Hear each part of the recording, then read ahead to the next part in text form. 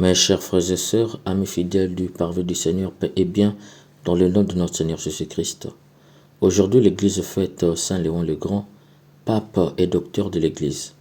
Une seule chose je nous propose pour notre méditation. La jalousie est une lèpre qui pousse au cafardage.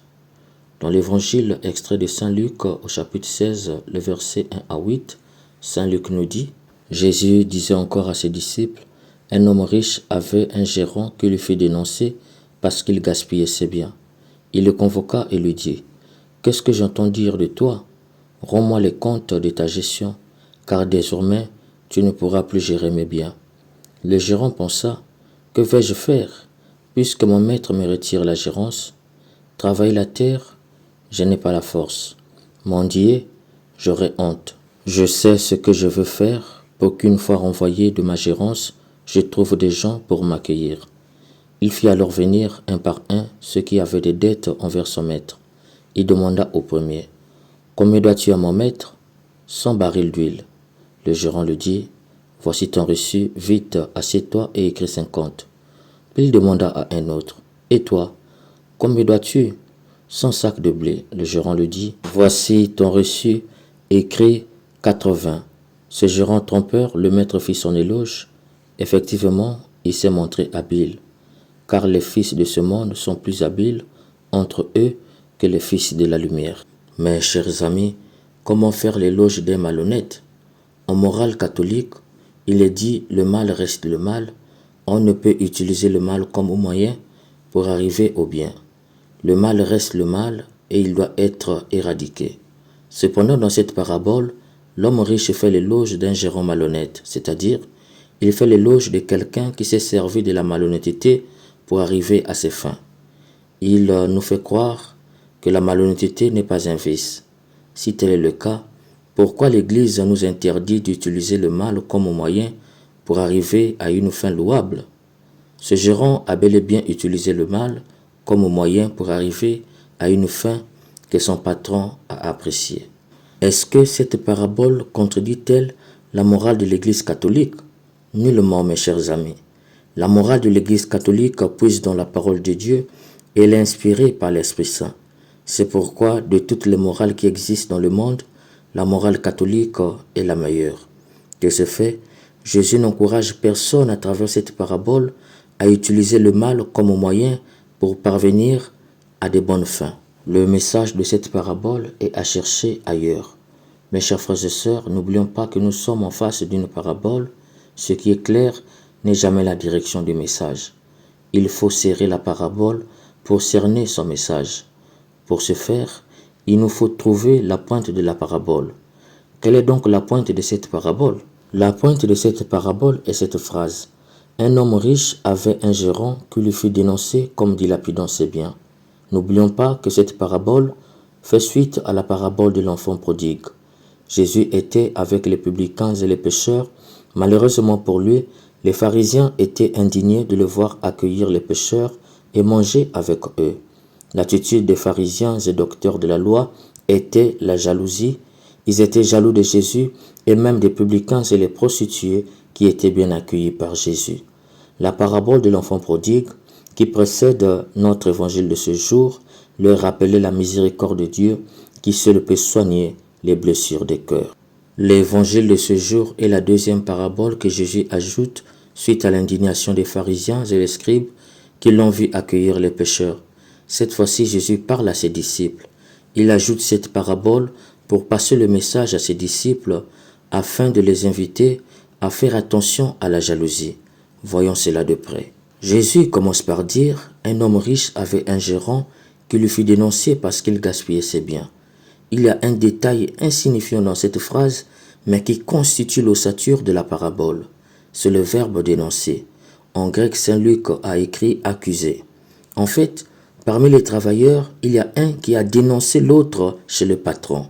Cet homme-là, tellement qu'il est nuisible que Jésus ne le nomme pas. C'est quelqu'un de dangereux qui accuse les autres à tort.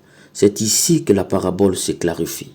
En vérité, ce gérant ne dilapidait pas l'argent de son patron comme l'a accusé son frère, mais il prêtait aux autres pour rembourser après. C'était une méthode de gérance. D'ailleurs, C'est ce qui le pousse à tomber dans le péché de la malhonnêteté, car il n'avait rien et le risque du renvoi le rendait pauvre. D'où il avait baissé les factures parce qu'il savait qu'il sera renvoyé sans indemnité au motif de vol. Ce gérant avait un cœur bon. Pour prêter aux autres, il faut être généreux. Combien de fois j'entends dans le commerce, il ne faut pas prêter. Combien de fois je lis dans les boutiques, pas de bon pour. Cela dit, ce gérant était un homme de pitié, un homme bon et généreux. D'ailleurs, son patron va le constater à la fin. Dommage pour lui, par excès de jalousie, son compagnon de travail l'avait accusé de vol chez son patron. Hélas pour lui, dans le groupe, il y avait un qui souffrait et était jaloux de lui. Il n'était pas d'accord avec ses méthodes de prêt. C'est pourquoi il l'a accusé. Nous pouvons dire qu'il avait raison et si la société tombait. Cet argument ne tient pas, chers amis. La parabole nous l'exclut. Le patron, qui est un homme riche, ne remarquait rien, ce qui signifie que l'étonnant faisait bien son travail et la société ne courait aucun risque de tomber. Ainsi donc, cet homme qui a dénoncé est juste jaloux, haineux, rempli de mauvaises intentions. Saint Luc emploie le verbe accuser, comme pour nous dire que Jésus le qualifie de Satan qui est l'accusateur des enfants de Dieu, d'où il ne le nomme pas dans la parabole. Au demeurant, le message que Jésus voulait donner à ses disciples est le suivant. Attention à la jalousie. Vous pouvez devenir comme les pharisiens et les scribes et ainsi vous constituer en accusateurs les uns les autres. C'est pourquoi j'ai dit, la jalousie est une lèpre qui pousse au cafardage. Mes chers amis, le cafardage est un mot du jargon des séminaristes. Il signifie accusateur. Au séminaire, accuser l'autre est qualifié de cafarder. Aller accuser les autres est dit autrement, aller cafarder. Et les accusations sont donc les cafardages. Pourquoi? C'est pour dénoncer ce comportement. Si on te surnomme cafardeur au séminaire, sache que les étudiants t'éviteraient. Cela dit, le cafardage n'est pas bon et c'est prohibé entre les séminaristes. C'est dans ce sens que j'ai dit, la jalousie est une lèpre qui pousse au cafardage. Mes chers amis, il faut surveiller son être profond de la jalousie. C'est vraiment une lèpre qui pousse au cafardage. Le pape François la qualifie de mondanité spirituelle. Quand cet esprit est développé, on ne peut plus être content de voir son frère évoluer et heureux. Quand on est jaloux, jamais on ne se réjouit avec les autres. Le bonheur de l'autre est en soi mon malheur.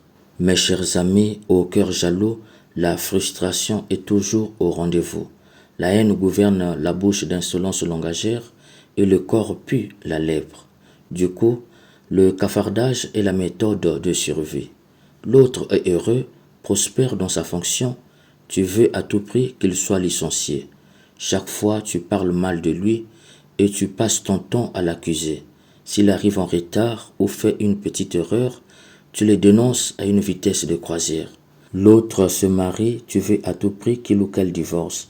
Tu passes par son mari ou par sa femme, dire des choses généralement fausses. Tu accuses le mari chez la femme et la femme chez le mari. Pire, tu fais tout pour séduire la femme ou le monsieur. C'est de toi qu'on parle ici. Tu es lépreux, tu es lépreuse.